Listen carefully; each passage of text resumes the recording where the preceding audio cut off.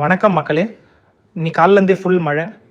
நம்ம நேற்று பிளான் பண்ண மாதிரி நம்ம கேம்ப் எப்படி இண்டோரில் நடக்குதுன்னு பார்ப்போம்.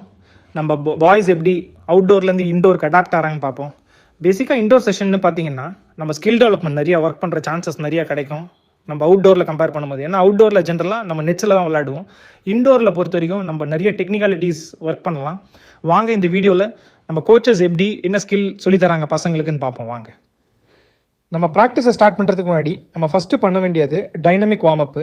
அது எதுக்காக பண்ணுறோம் அப்படின்னு பார்த்தீங்கன்னா, நம்ம மசிலை ஆக்டிவேட் பண்ணுறதுக்கும் நம்ம movement and flexibility and increase விளையாடும்போது இம்ப்ரூவ் பண்ணுறதுக்கு.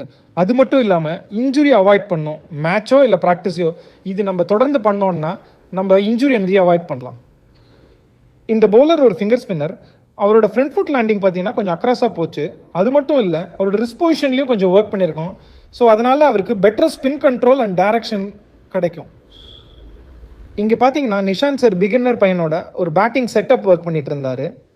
இந்த பேட்ஸ்மேனுக்கு பாட்டம் ஹேண்ட் ட்ரில் கொடுத்தாங்க.